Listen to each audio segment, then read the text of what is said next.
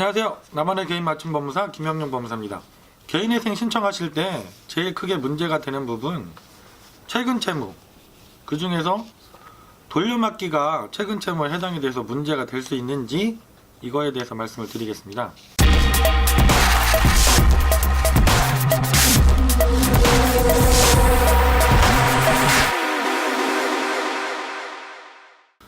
개인회생을 상담을 주시는 분들 중에 많은 분들이 벌써 1년, 2년 전에 이미 채무 초과 상태에 이르셨는데, 이게 연체가 되면 큰일 나는 줄 아시고 당연히 연체가 되면 독촉도 심하고 힘드시니까 어렵게 돌려막기를 하면서 버텨오시는 거죠. 이 카드 저 카드 돌려막고 또 대부업체에서 대출도 받으셔가지고 그 비싼 고금리 이자를 감당하시면서 몇 개월, 길게는 1년, 2년 이렇게 버티다가 도저히 그게 다시 돌려막기 하는 상황이 안 되니까 전화를 주시는 경우들이 많이 있습니다.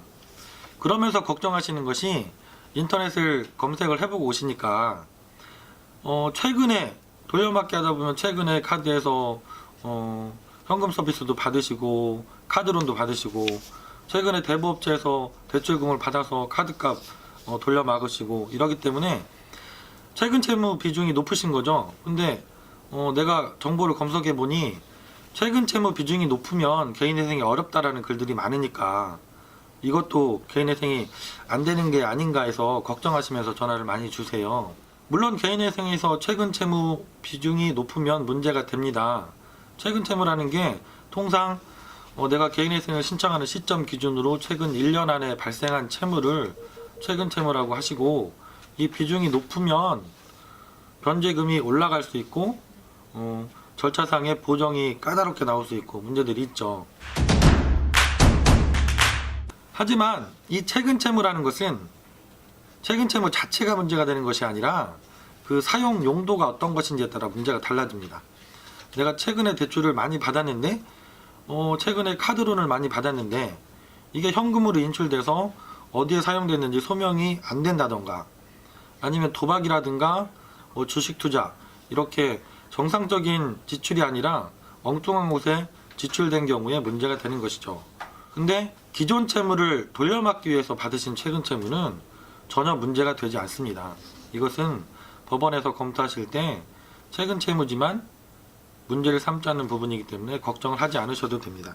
예를 들어서 법원에서 이제 최근 채무 관련해서 어떻게 소명을 해달라고 하시면, 법원에 따라 다르지만 기본적으로 내 통장, 내가 거래하는 모든 통장 거래 내역, 아니면 광주지방법원이라든가 창원지방법원, 이렇게 절차상 보정이 많은 법원들은 배우자나 심지어 이제 자녀들 통장까지도 최근 1년치 거래 내역을 제출하고 100만 원 이상 사용 금액에 대해서 그 사용처를 소명해달라 이렇게 보정을 하시는데요.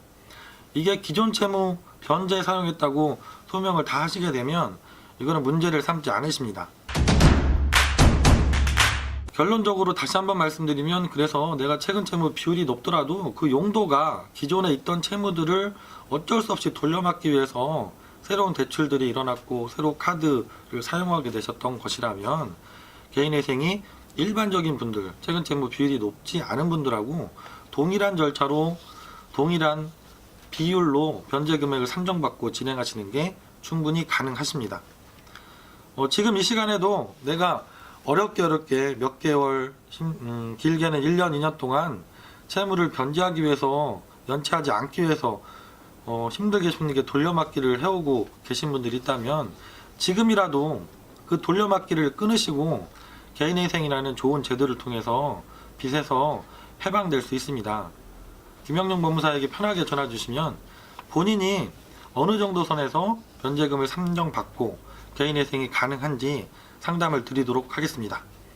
전국 어느 법원도 상관이 없습니다. 어느 지역에서든지 편하게 전화 주시면 김영용 법무사는 전국 모든 법원의 사건을 지난 13년 동안 처리해 왔고, 지금도 다 전자신청으로 그 해당 지역에 계신 사무실보다 더 빠르게 진행해 드리는 게 가능하니까요.